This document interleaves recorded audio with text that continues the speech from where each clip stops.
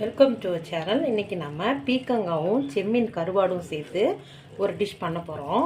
இது வரைக்கும் நம்ம இந்த டேஸ்ட்டில் ட்ரை பண்ணியே பார்த்துருக்க மாட்டோம். அதை நீங்கள் ட்ரை பண்ணி பாருங்கள். வாங்க இதை எப்படி செய்யலான்னு பார்க்கலாம். இந்த மண் பாத்திரம் கொஞ்சம் ஹீட் ஆகட்டும். மண் பாத்திரம் ஹீட் ஆகிடுச்சு. இப்போ இதில் நம்ம செம்மீன் கருவாடு இதில் சேர்த்துக்கலாம்.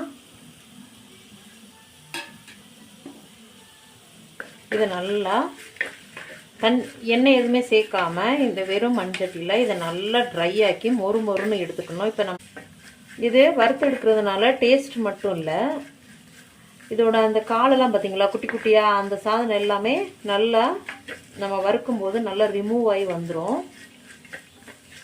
நமக்கு இன்னமும் கூட இந்த கருவாடு செம்மீன் கருவாடு வந்து இன்னமும் க்ளீனாக கூட நம்ம சுத்தம் பண்ணி எடுத்துக்கலாம். அதுக்கும் கூட சேர்ந்து தான் நம்ம இதை ட்ரை பண்ணி எடுக்கிறோம்.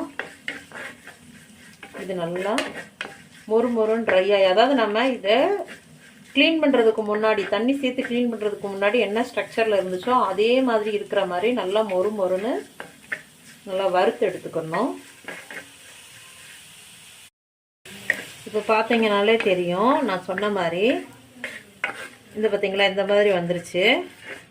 இப்போ இதை நம்ம ஆஃப் பண்ணி எடுத்து வச்சுக்கலாம். தேவையான அளவு தேங்காய் எண்ணெய் சேர்த்துக்கோங்க. ஆயில் ஹீட் ஆகிடுச்சு. இப்போ இதில் நம்ம வெட்டி வச்ச சின்ன வெங்காயத்தை ஆட் பண்ணிக்கலாம். அந்த சின்ன வெங்காயம் கூட ஒரு 7-8 பல்லு பூண்டு சதைச்சி வச்சுருக்கேன், அதையும் சேர்த்துக்கலாம். இதை நல்லா கலர் சேஞ்ச் ஆகிற அளவுக்கு நல்லா வதக்கி எடுத்துக்கலாம். வெங்காயம் வதங்கிறதுக்கு தேவையான உப்பு ஆட் பண்ணிக்கலாம். இதில் வெங்காயம் வதங்கிறதுக்கான டைம் மட்டும்தான் அதிகமாக தெரியும். மற்றபடி இந்த டிஷ் பண்ணுறது ரொம்ப சீக்கிரமாகவே பண்ணிடலாம், ஈஸியாகவும் பண்ணிடலாம். இப்போ இதுக்கு தேவையான மஞ்சப்பொடி ஆட் பண்ணிக்கோங்க. இதுக்கு தேவையான வத்தப்பொடி, மிளகாய்த்தூள் வந்து உங்களோட காரத்துக்கு தகுந்த மாதிரி நீங்கள் சேர்த்துக்கோங்க. இதை நான் இப்போது இன்றைக்கி ட்ரை பண்ணி தான் எடுக்க போகிறேன். இதை கொஞ்சம் கிரேவியாக வைக்கிறதா இருந்தால் அதுக்கு தகுந்த மாதிரியான காரம் சேர்த்துக்கோங்க. இதில் நம்ம பச்சை மிளகாய் எதுவுமே ஆட் பண்ணலை. ஆல்ரெடி நம்ம தேங்காய் எண்ணெயில் வைக்கிறதுனால காரம் வந்து கொஞ்சம் கம்மியாக தான் தெரியும். அதனால் உங்களோட தேவைக்கு நீங்கள் சேர்த்துக்கோங்க. எப்போவுமே நம்ம பொடிகள் சேர்க்கும்போது அடுப்பை ரொம்ப சிம்மில் வச்சுருங்க, இல்லாட்டி பிடிக்க ஆரம்பிச்சிடும். இப்போ நம்ம க்ளீன் பண்ணி வறுத்து எடுத்து வச்ச செம்மீனை இதோடு சேர்த்துக்கலாம். செம்மீன் கருவாடை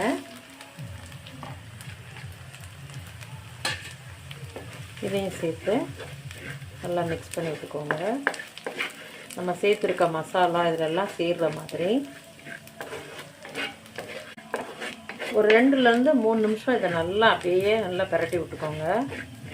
நான் வந்து ஆயில் கொஞ்சமாக சேர்க்கணுங்கிறதுக்காண்டி சேர்த்துருக்கேன். உங்களுக்கு ஆயில் கொஞ்சம் கூடுதலாக வேணும்னா இன்னும் கொஞ்சம் கூட நீங்கள் ஆட் பண்ணிக்கலாம் இந்த ஸ்டேஜில். இப்போது இதில் நம்ம கழுவி கட் பண்ணி எடுத்து வச்சுருக்க பீக்கங்காய் இதில் சேர்த்துக்கலாம். பீக்கங்காவில் ஆல்ரெடி வாட்ரு இருக்கும், அதனால் நம்ம இதில் கொஞ்சம் பிரட்டி விடுற அளவுக்கு வரைக்கும் இதில் தண்ணி சேர்க்கணுன்னு அவசியம் இல்லை. இந்த மாதிரி 1 டைம் இப்படி பிரட்டி விட்டுட்டு மூடி போட்டு வச்சிடலாம்.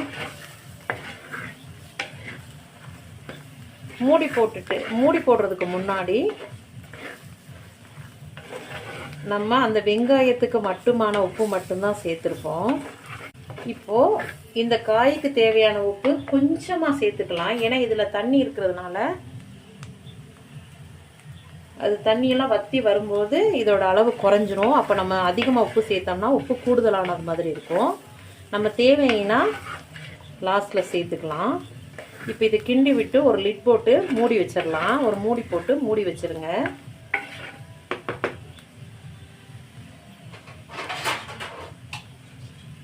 இந்த மாதிரி ஒரு மூடி போட்டு மூடி வச்சிடலாம்.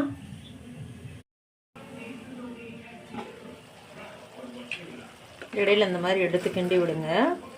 நம்ம இதில் தண்ணி சேர்க்கவே இல்லை, ஆனால் அந்த காயில் உள்ள தண்ணி எல்லாம் இறங்கியிருக்கு பாருங்கள். இதை கிண்டி விட்டு மறுபடியும் மூடி வச்சிடலாம். சிம்மில் வச்சே வேக வைங்க. மறுபடியும் எடுத்து நம்ம கிண்டி விடலாம். காய் வேகிறதுக்கு போதுமான அளவு தண்ணி இதில் இருக்கான்னு பாருங்கள். அப்படி தண்ணி இல்லாட்டி ஒரு 1/4 டம்ளர் அளவுக்கு இதில் நம்ம தண்ணி சேர்த்துக்கலாம். ஏன்னா நம்ம மூடி போட்டு வைக்கிறதுனால அதில் தண்ணி இருக்கா இல்லையாங்கிறது நம்மளுக்கு தெரியாது. மண் பாத்திரத்தில் வைக்கிறதுனாலையும் உங்களுக்கு ஹீட்டு ஓவராக இருக்கும். அப்போ நம்ம இப்படி தண்ணியை தொளிச்சு விடுங்க. இந்த அளவு தண்ணி போதும். நான் இதை ட்ரையாக எடுக்கிறதுனால நான் தண்ணி குறைவாக சேர்க்குறேன். நீங்கள் இதை கிரேவியாக எடுக்கிறதா இருந்தால் இன்னும் ஒரு 1/4 டம்ளர் தண்ணி இதில் நீங்கள் சேர்த்துக்கலாம். இப்போ திரும்பியும் நம்ம மூடி போட்டு வச்சிடலாம். அடுப்பு ஃப்ளேம் எப்பயுமே குறைவாகவே இருக்கணும், இல்லாட்டி அடியில் பிடிக்க ஆரம்பிச்சிடும். கிரேவியாக சாப்பிட்ணுன்னு நினைக்கிறவங்க இந்த ஸ்டேஜிலேயே நம்ம அடுப்பை ஆஃப் பண்ணிடலாம். ஆனால் நான் இன்னைக்கு இதை கொஞ்சம் ட்ரையாக எடுக்க போகிறேன். இதில் உள்ள தண்ணி எல்லாமே வற்றி இந்த கிரேவி கொஞ்சம் திக்காக வரட்டும். ஆல்ரெடி நம்ம சேர்த்த உப்பு இதில் உள்ள தண்ணி வற்றும் போது நமக்கு அது உப்பு கரெக்டாக இருக்கும். அதுக்கப்புறமே நம்ம சேர்த்து உப்பு பத்தலைன்னா மட்டும் எக்ஸ்ட்ரா உப்பு சேர்த்துக்கோங்க.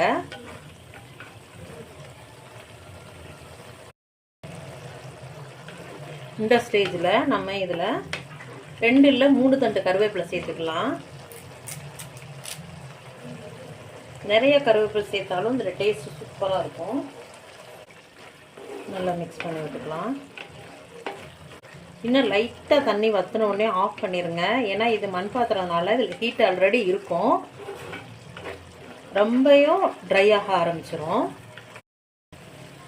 நம்ம சேர்த்த தண்ணி எல்லாமே வற்றிடுச்சு. இப்போ நம்ம அடுப்பை ஆஃப் பண்ணிக்கலாம்.